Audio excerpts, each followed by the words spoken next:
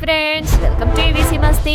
Telugu cinema చరిత్రలో ఎన్టీఆర్, ఏఎన్ఆర్, సావిత్రి వంటి పేర్లు మనకు బాగా తెలుసు. కానీ ఆ రోజుల్లోనే ఒక మహిళ అగ్ర హీరోలతో సమానంగా నటిస్తూ వారి డేట్స్ తీసుకొని సినిమాలు నిర్మించే స్థాయికి ఎదిగారంటే మీరు నమ్ముతారా? ఎన్టీ రామారావు గారు నటించిన నర్తనశాల సినిమాను నిర్మించి ఆ స్టోరీని విన్నా తీసిన కరువు వస్తుందన్న సెంటిమెంట్ ఆఫ్ నో పటాపంచలు చేసిన ధీరవనిత ఆమె మరెవరో కాదు, ఇల్లాలు సినిమాలో సెకండ్ హీరోయిన్ గా చేసిన లక్ష్మీరాజ్యం గారు. ఈ వీడియోలో మనం ఒకప్పుడు స్టార్ హీరోయిన్ గా వెలిగిన ఆమెకు గయ్యాలి పాత్రలకు పెట్టింది పేరైన జి వరలక్ష్మి గారికి మధ్య జరిగిన గొడవ ఏంటో, చెప్పుతూ కొట్టేంత వరకు వెళ్లిన ఆ వివాదం వెనుక నిజాలేంటో, నటిగా ఉన్న ఆమె నిర్మాతగా గాయనిగా ఎలా మారారు, వారి వారసులు ఇప్పుడు ఏం చేస్తున్నారు అనే విషయాలన్నింటినీ వివరంగా తెలుసుకుందాం.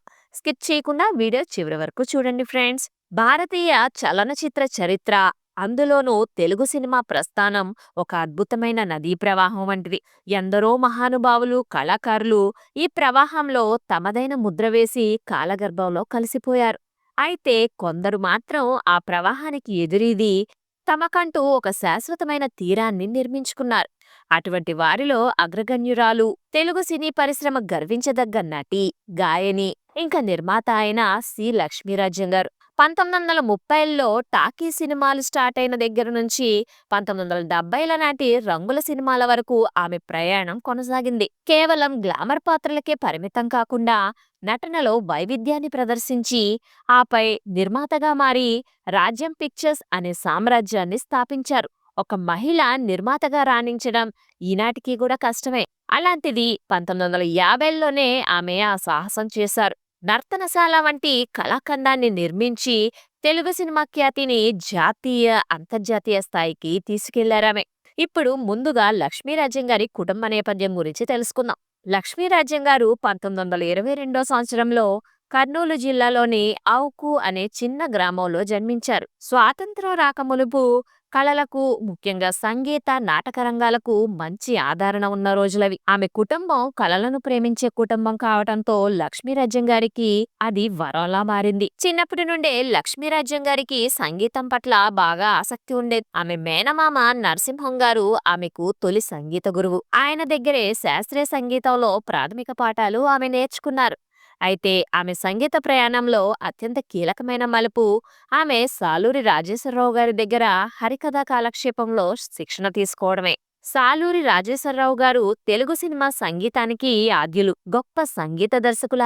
ఆయన దగ్గర శిష్యరికం చేయటం వల్ల లక్ష్మీరాజ్యం గారి గొంతులో ఒక ప్రత్యేకమైన మాధుర్యం, స్పష్టత, ఇంకా భావయుక్తమైన ఉచ్చారణ అలవాటయ్యాయి. ఆ రోజుల్లో సినిమా రంగంలోకి రావాలంటే నాటక రంగమే ఏకైక మార్గం. లక్ష్మీరాజ్యం గారి మరో మేనమావైన వెంకటరామయ్య గారు ఆమెను నాటక రంగం వైపు ప్రోత్సహించారు. ఆయన సహకారంతోనే ఆమె అప్పటి ప్రసిద్ధ రంగస్థల నటుడు, ఇంకా గాయకుడు అయిన పువ్వుల సూరిబాబు గారి డ్రామా కంపెనీలో చేరారు. రంగస్థలంపై ఆమె ప్రదర్శనలు ప్రేక్షకులను మంత్రముగ్ధులను చేసేవి. ముఖ్యంగా 2 నాటకాలు ఆమెకు విపరీతమైన క్రేజ్ తెచ్చిపెట్టాయి. అవి తులాభారం, ఇంకా చింతామణి నాటకం. నాటక రంగంలో ఆమె ప్రతిభను గుర్తించిన సినీ నిర్మాతలు ఆమెను వెండితెరకు ఆహ్వానించారు. 1930వ దశకం తెలుగు సినిమాకు పునాది దశ. టాకీ సినిమాలు అప్పుడప్పుడే వస్తున్న రోజులవి. 1934 సంవత్సరంలో విడుదలైన శ్రీకృష్ణ లీలలు అనే సినిమాలో లక్ష్మీరాజ్యం గారు బాలనటిగా తెలుగు తెరకు మొట్టమొదటిసారిగా పరిచయమయ్యారు. ఈ చిత్రంలో ఆమె చిన్నప్పటి రాధపాత్రను పోషించారు. అప్పటికి ఆమె వయస్సు కేవలం 12 ఏళ్లు మాత్రమే. ఇది ఒక పౌరాణిక చిత్రం కావటంతో లక్ష్మీరాజ్యం గారికి పద్యాలు పాడడం, హావభావాలు పలికించడం చాలా సులువైపోయింది. ఆ తరువాత శ్రీకృష్ణ తులాభారం, శశిరేఖ పరిణయం, అమ్మ వంటి చిత్రాల్లో ఆమె నటిస్తూ వచ్చారు. ఈ చిత్రాల్లో నటించే సమయానికి లక్ష్మీరాజ్యం గారి వయసు కేవలం 18 ఏళ్లు మాత్రమే.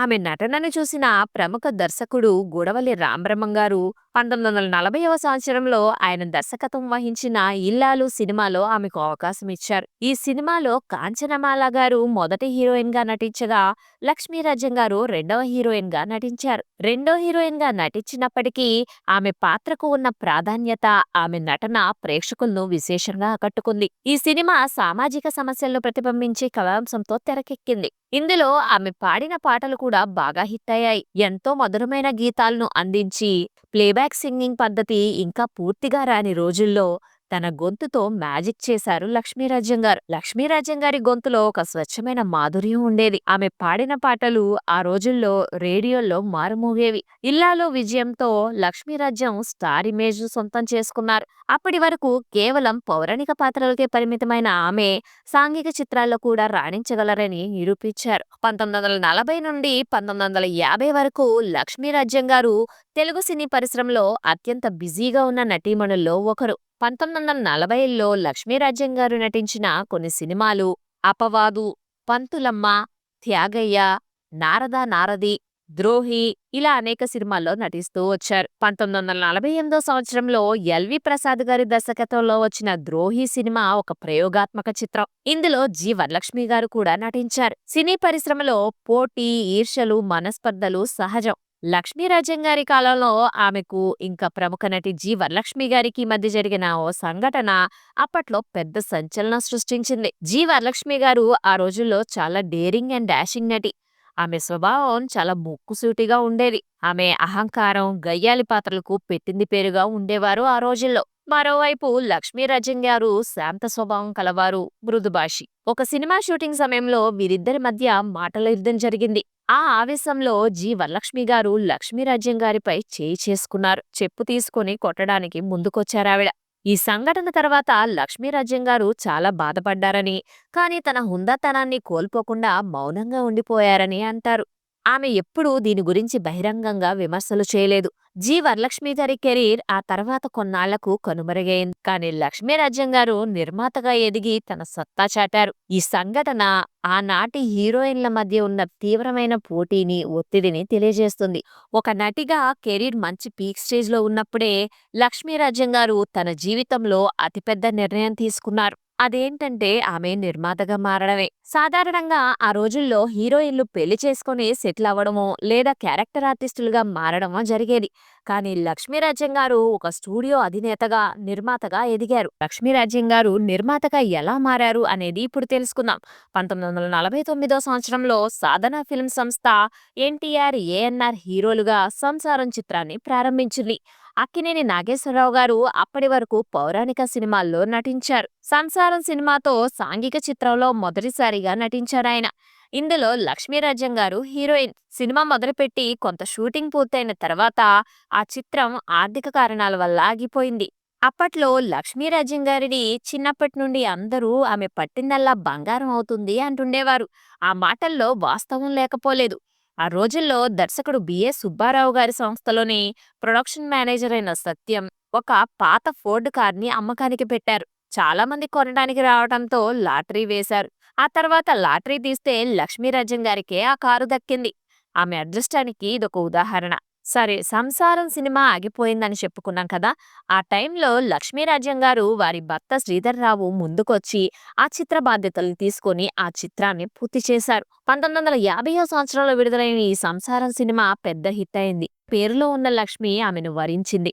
సినిమాలో పాటలు ఎంత హిట్ అయ్యాయంటే అప్పట్లో ఎవరి నోట విన్నా అవే పాటలు. అంతటి విజయం అందుకున్న వారికి గర్వం, అహంకారం ఏమాత్రం రాలేదు. అదే మొదటి మెట్టుగా భావించి కెరీర్ ని ఒక ప్రణాళికతో నడిపించుకెళ్లారు. 1941 సంవత్సరంలో లక్ష్మీరాజ్యం గారు కె శ్రీధర్రావు గారిని వివాహం చేసుకున్నారు. శ్రీధర్రావు గారు ఆమెకు కేవలం భర్తగానే కాకుండా ఆమె సినీ వ్యాపారంలో భాగస్వామిగా, వెన్నెముకగా నిలిచారు. ఆమె నటిగా కొనసాగుతున్న టైంలోనే సావిత్రి గారు, అంజలీదేవి గారు లాంటి హీరోయిన్లు పరిశ్రమలోకి అడుగుపెట్టారు. హీరోయిన్ గా గట్టి పోటీని ఎదుర్కోవడం, ఆమె వయసును బట్టి కూడా సహాయక పాత్రలు రావడంతో సొంతంగా తానే సినిమాలు నిర్మించి తనకు నచ్చిన పాత్రలు చేయొచ్చనే ఆలోచన చేశారు లక్ష్మీరాజ్యం గారు. పెళ్లైన 10 ఏళ్లకు అంటే 1951 సంవత్సరంలో రాజ్యం పిక్చర్స్ అనే నిర్మాణ సంస్థను స్థాపించారు. అలా లక్ష్మీరాజ్యం గారు ఒక స్టూడియో అధినేతగా, నిర్మాతగా కెరీర్ ను మొదలుపెట్టారు. మంచి కథలను ఎన్నుకొని నటీనటులతో సంప్రదించి చిత్రాలు నిర్మించి వారి సంస్థను అనతి కాలంలోనే ఉన్నత స్థాయికి తీసుకెళ్లారు. ఈ సంస్థ నిర్మించిన తొలి చిత్రం దాసి సినిమాలో ఎన్టీఆర్ హీరో. 1952లో వచ్చిన ఈ సినిమాలో లక్ష్మీరాజ్యం గారు హీరోయిన్ గా నటించగా ఈ సినిమా కూడా సూపర్ హిట్ అయింది ఆ రోజుల్లో. ఆ తర్వాత 1954లో రాజు పేద, 1960వ సంవత్సరంలో హరిశ్చంద్ర, శ్రీకృష్ణ లీలలు వంటి సినిమాలు తీస్తూ వచ్చారు వారి నిర్మాణంలో. రాజ్యం పిక్చర్స్ బ్యానర్ అంటేనే నాణ్యమైన చిత్రాలకు, కుటుంబ కథా చిత్రాలకు పెట్టింది పేరు. వారు కేవలం లాభాల కోసం కాకుండా కళాత్మక విలువలున్న చిత్రాలను నిర్మించారు. 1963 సంవత్సరంలో నర్తనశాల సినిమాని నిర్మించే ఆలోచన చేశారు లక్ష్మీరాజ్యం దంపతులు. ఈ సినిమా నిర్మాణం లక్ష్మీరాజ్యం గారి సినీ జీవితంలోనే కాదు, తెలుగు చలనచిత్ర చరిత్రలోనే సువర్ణాక్షరాలతో లిఖించదగ్గ చిత్రం నర్తనశాల. ఈ సినిమా నిర్మాణం వెనుక లక్ష్మీరాజ్యం గారి ధైర్యం, ఆమె భర్త శ్రీధర్రావు గారి పట్టుదల దాగి ఉన్నాయి. ఎందుకింత ప్రత్యేకత ఈ సినిమాకి అంటే, మహాభారతంలోని విరాట పర్వం ఆధారంగా ఒక సినిమా తీయాలని అనుకున్నారు లక్ష్మీరాజ్యం గారు. అయితే అప్పట్లో సినీ పరిశ్రమలో ఒక బలమైన సెంటిమెంట్ ఉండేది. విరాట పర్వం కథతో సినిమా తీస్తే, లేదా ఆ ఘట్టాన్ని చదివితే వర్షాలు పడవు, కరువు వస్తుంది, లేదా ఆ సినిమా తీసిన వారికి తీవ్ర నష్టం కలుగుతుంది అని నమ్మేవారు. గతంలో ఈ కథతో వచ్చిన కొన్ని సినిమాలు పరాజయం పాలవటం కూడా ఈ నమ్మకానికి ఆజ్యం పోసింది. కానీ లక్ష్మీరాజ్యం గారు ఈ సెంటిమెంట్స్ ను అస్సలు లెక్క చేయలేదు.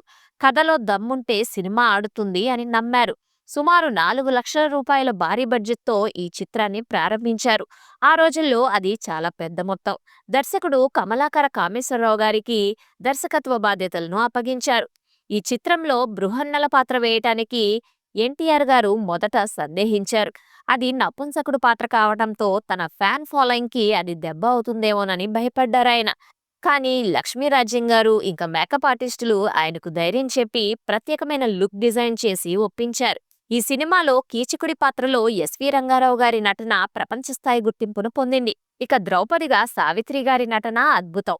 ఈ సినిమాకి నిర్మాతగానే కాకుండా లక్ష్మీరాజ్యం గారు ఈ సినిమాలో శ్రీకృష్ణుని చెల్లెలు, అర్జునుడి భార్య అయిన సుభద్ర పాత్రను పోషించారు. ఈ సినిమా విడుదలై సంచలన విజయం సాధించింది.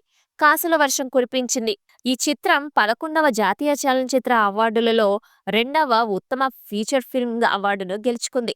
ఉత్తమ తెలుగు చిత్రంగా ఫిల్మ్ఫేర్ అవార్డును కూడా అందుకుంది. 1964 సంవత్సరంలో ఇండోనేషియాలోని జకార్తాలో జరిగిన ఆఫ్రో ఇండియన్ ఫిల్మ్ ఫెస్టివల్లో ఈ చిత్రం ప్రదర్శితమైంది.